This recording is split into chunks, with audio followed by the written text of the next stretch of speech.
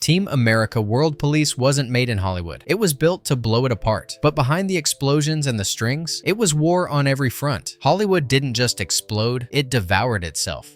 Penn's fury became free advertising, and the puppet masters burned themselves out on glory and madness. These are 20 weird facts about Team America World Police, and buried beneath the rubble and the ridicule, it began with Thunderbirds and ended in total anarchy. Number 1. Trey Parker and Matt Stone didn't set out to save puppetry. They wanted to blow it up. As kids, they'd laughed at Thunderbirds, the 1960s British marionette show where brave heroes moved like mannequins on caffeine. It was noble, stiff, and hilariously earnest, the exact opposite of everything Parker and Stone believed in. Decades later, when Universal Pictures announced a glossy Thunderbirds remake without puppets, something snapped. Hollywood had taken the weirdest thing about the original, the strings, and cut them. That act of creative heresy lit the fuse. Parker and Stone decided to make their own puppet epic, one that would weaponize everything the old shows avoided: sex, violence, profanity, and politics. It would be Thunderbirds on Fire, an R-rated fever dream where wooden heroes sang about freedom while blowing up half the planet. They didn't ask for permission. They didn't want homage. They wanted chaos. When the dust cleared, Team America World Police wasn't a tribute to childhood nostalgia. It was a total rebellion against it. A movie that didn't just pull the strings, it set them on fire. Number 2. Trey Parker and Matt Stone didn't just parody politics. They went straight for Hollywood's heart. To build Team America World Police, they dissected every overblown Jerry Bruckheimer blockbuster of the late 90s. Armageddon, Top Gun, Pearl Harbor, all the slow-motion sunsets, heroic salutes, and flag-waving finales. They recreated them frame by frame, only this time, every hero dangled from a string. The result was a perfect imitation and a total demolition. But they didn't stop with spectacle. They turned their aim on the stars themselves. Alec Baldwin, Sean Penn, George Clooney, Tim Robbins. Actors who used award speeches as political sermons. In Parker and Stone's world, those same icons became puppets preaching nonsense while the world burned. It was brutal, fearless, and hilarious. Hollywood mocking Hollywood with sharper claws than anyone expected. When Team America hit theaters, audiences didn't just see explosions. They saw a mirror held up to an industry obsessed with saving the world on screen, while losing all sense of reality off it. Number 3. Before Team America became a global farce, Parker and Stone had a simpler and far stranger plan. They wanted to remake The Day After Tomorrow word for word, with puppets, same script, same melodrama, just strings instead of actors. It was meant to expose how unintentionally funny Hollywood disaster movies had become, humans dangling in self-importance, quite literally. But the rights holders refused. No permission, no parody. So Parker and Stone scrapped it and built something original, something even more unhinged, a puppet apocalypse that didn't just mock one movie, but every blockbuster that took itself too seriously. What began as imitation turned into invention, and Hollywood's worst nightmare, being replaced by puppets, came true. Number 4. When Trey Parker and Matt Stone needed artists twisted enough to make puppets feel alive, they called in monsters. The Kyoto brothers, creators of Killer Clowns from Outer Space and Critters, handcrafted each marionette from scratch. 2 feet tall, packed with over 100 moving parts, and capable of every grimace and sneer imaginable. They weren't just building characters, they were sculpting egos. The puppets' eyes rolled, jaws snapped, brows twitched with rage or confusion. Each one took more than a day to assemble, and weeks to perfect. By the time they were done, these weren't toys. They were tiny, terrifying movie stars, each ready to steal a scene or set one on fire. Hollywood actors had agents. Team America's puppets had strings, and somehow they pulled harder. Number 5. Paramount thought puppets would be cheap. Trey Parker and Matt Stone thought they'd be simple. They were both spectacularly wrong. Every 2-foot marionette needed 4 operators. One for the arms, one for the legs, one for the mouth, one for the strings. A basic movement like sitting down could take an entire day. Taking a sip of water, sometimes 2. Scenes that lasted seconds on screen devoured weeks in real life. The crew called it puppet hell. Wires tangled mid-shot, limbs snapped, and perfectly timed explosions ruined hours of setup. Parker and Stone lived on caffeine by day and sleeping pills by night, rewriting scenes on the studio floor just to stay awake. At one point, after shooting a single walking scene for days, Parker burst out laughing and said, "I've made a $30 million doll movie." By the time the last puppet hit the stage, the film had nearly broken its creators. But through exhaustion, chaos, and a mountain of broken strings, Team America somehow survived. A delirious labor of pain and precision that turned misery into comedy gold. Number 6. Spotswood, the gruff commander of Team America, sounded like a relic from the age of glory and gunpowder, and that was entirely the point. Voice actor Darren Norris built him from the echoes of Charlton Heston, the booming legend of Ben-Hur, and the 10 Commandments. Parker and Stone Stone wanted that same righteous thunder turned up to 11, a voice that could bark orders, deliver speeches about freedom, and make even a puppet sound presidential. Norris studied Heston's cadence, mimicking the grave authority and impossible bravado of 1950s heroism. Every growl, every dramatic pause dripped with old-school patriotism twisted into parody. Spotswood became a walking time capsule, half general, half preacher, shouting orders in the voice of a bygone Hollywood god. Number 7. Cinematographer Bill Pope had just finished the Matrix trilogy and Spider-Man 2. Years of green screens, digital doubles, and computer-generated perfection. He was burned out. Then Team America landed on his desk. No CGI, no safety net, just chaos, strings, and miniatures. Pope jumped in. He lit the puppets like real actors, shadows, lens flares, and all, giving the film an epic weight it shouldn't have had. Every explosion glowed like a Jerry Bruckheimer fever dream, except this time the heroes were dangling on wires. For Pope, it was therapy through madness, trading silicon for sawdust and finding beauty in imperfection. The man who shot The Matrix helped make Team America look just as slick, only funnier. Number 8. Matt Damon never asked to be in Team America, and he definitely didn't ask to sound like that. His puppet was supposed to look suave and presidential, but something went horribly wrong in the sculpt. When Trey Parker saw the finished head, he burst out laughing. "He looks like he can only say his name," he joked, and that became the gag. Every time the Damon puppet appeared, it muttered one phrase in slow motion: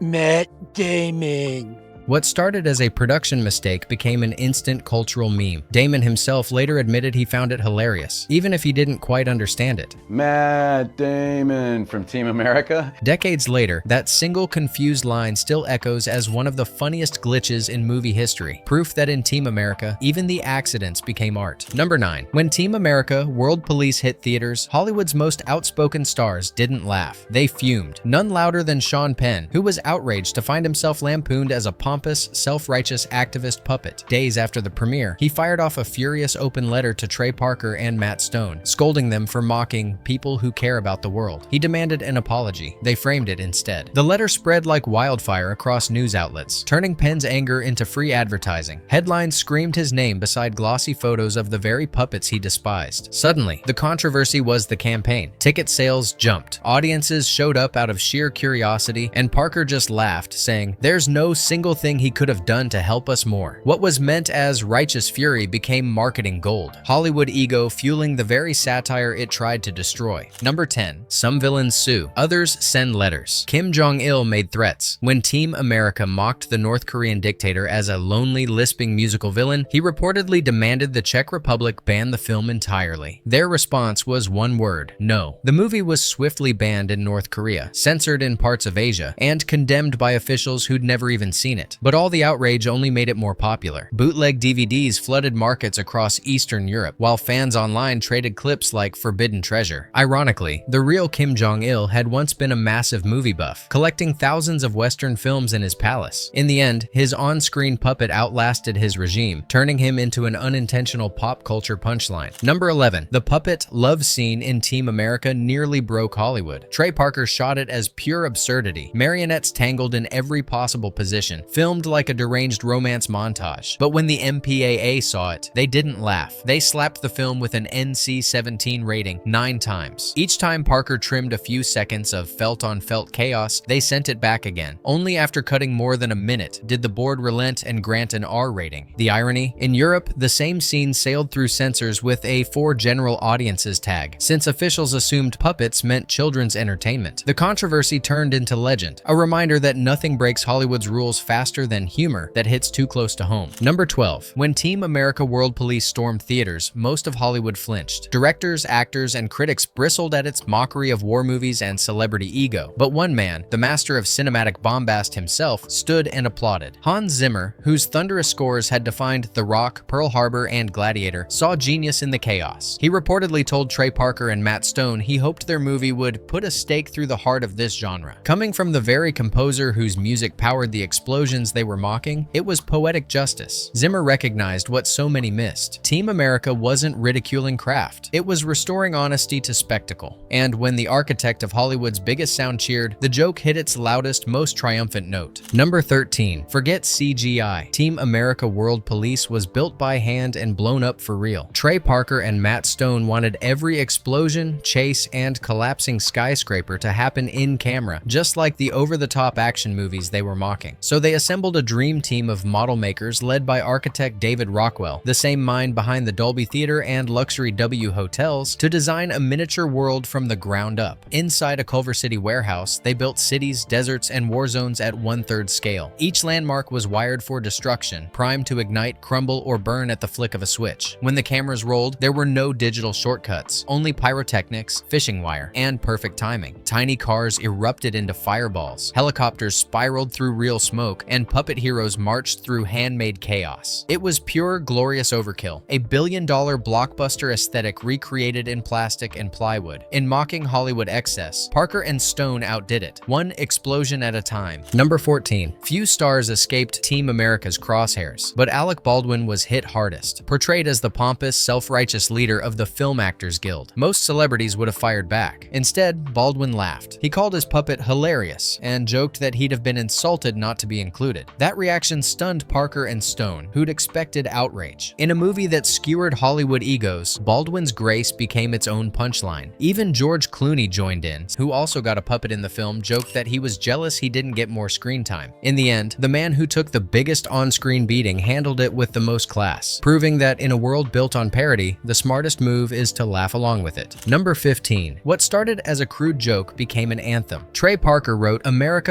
Yeah" as a parody of bombastic movie themes, the kind that made every explosion feel like a victory lap. He wanted something so over the top it looped back into absurdity. But when the song hit theaters, the audience didn't just laugh, they sang. Sports fans blasted it in stadiums. Soldiers played it overseas. Political rallies echoed it without irony. What was meant to mock blind patriotism became a strange unifying battle cry. Even Parker admitted he was stunned. The satire had escaped its leash. Team America's most ridiculous moment turned into its most enduring legacy, a fake anthem that became, somehow, the real thing. Number 16. Team America World Police barely made it to theaters in one piece. As the premiere loomed, Trey Parker and Matt Stone were still in the editing room, bleary-eyed, half delirious, and racing a ticking clock. Paramount's press screening began while the film was literally unfinished. Critics saw only the first 20 minutes complete. While executives sweated, Parker and Stone kept cutting through the night, splicing scenes as couriers waited to rush reels across town. Hours before the premiere, the final cut finally locked. No polish, no safety checks, just chaos stitched together by caffeine and stubbornness. The movie that mocked Hollywood excess nearly collapsed under its own, but somehow, through exhaustion and explosions, they pulled it off. The puppets made curtain call, barely. Number 17. In the United States, Team America World Police sent censors into meltdown. Puppets swore, fought, and did things no one had ever seen marionettes do on screen. The MPAA slapped it with an NC-17 again and again, forcing Trey Parker to cut seconds of felt-on-felt chaos until it barely scraped by with an R. But when the film crossed the Atlantic, the reaction was pure indifference. Across Europe, ratings boards shrugged. The same film that scandalized America was cleared for general audiences in places like Germany and the Netherlands, practically a family movie. Parents could take their kids to see puppets blowing up cities and singing about freedom. The contrast was absurd, but perfect. Only in America could satire about excess prove just how prudish the culture really was. Number 18. For a movie built on chaos, Team America World Police delivered it right to the box office. With a $32 million budget and a crew nearly broken by puppet madness, expectations were low. Critics didn't know what to make of it. Too vulgar for some, too brilliant for others. But when the dust settled, the film marched past $51 million worldwide, turning a fever dream into profit. Roger Ebert called it a movie that mocks everyone and somehow gets away with it, while audiences split down the middle, half cheering, half furious. That divide was the point. Parker and Stone hadn't made a crowd pleaser. They'd made a cinematic Molotov cocktail. And when the smoke cleared, the numbers said it all. Controversy sells, especially when it's made of wood, wire, and unapologetic fire. Number 19. Over time, Team America World Police stopped being just a movie. It became a timestamp of American absurdity. Released in the shadow of post-9/11 patriotism, it mocked war, Hollywood, and self-importance in one flaming burst of satire. What began as puppet parody turned into a mirror, one that made everyone uncomfortable, no matter which side they were on. Profanity, politics, explosions, it was all part of the joke. But beneath the shock and strings was something sharper, a dare to laugh at the systems everyone took too seriously. Years later, its echoes still hit hard. Memes, think pieces, and debates keep resurrecting its chaos. Few comedies age this well, and even fewer remain this dangerous. Because Team America didn't aim to unite anyone, it aimed to offend everyone equally. Number 20. By the end of Team America World Police, Trey Parker and Matt Stone were wrecked. Months of sleepless nights, tangled strings, and endless puppet malfunctions had pushed them past the breaking point. When asked about a sequel, Parker didn't hesitate. "We'd rather die than do another puppet movie," and he meant it. The experience left them exhausted, but also proud. They had built the most insane, handcrafted satire Hollywood had ever seen, a movie that mocked blockbusters, war, and celebrity culture all at once. No green screens, no safety nets, just pain, patience, and precision. The film stood as both triumph and trauma, proof that even chaos can become art. And though they swore never to touch puppets again, their laughter, raw, reckless, defiant, still echoes through every bit of satire they've made since. Bonus fact: in early drafts, Parker and Stone planned an even wilder ending. George W. Bush and John Kerry as puppets locked in mid-air combat while the world burned around them. The studio loved it. The creators didn't. They realized that turning real politicians into puppets would narrow the joke instead of widening it. Team America was never meant to attack one side. It was designed to attack everything. By cutting Bush and Kerry, they kept the film timeless. In a world obsessed with left and right, Parker and Stone aimed higher, straight at the absurdity of the entire system. When Team America World Police hit theaters in 2004, audiences didn't know what to make of it. Was it genius or garbage? Patriotism or mockery? That was the point. It wasn't meant to comfort, it was meant to confront. In a sea of CGI blockbusters, Trey Parker and Matt Stone built their rebellion from wood, wire, and profanity. 2 decades later, its explosions still echo, not because of the fire or the jokes, but because beneath the satire was a brutal kind of truth. If this one still makes you laugh, flinch, or question everything, drop a comment. Tell us what outrageous classic we should blow up next, because sometimes, to show how ridiculous the world really is, you have to hang it on strings.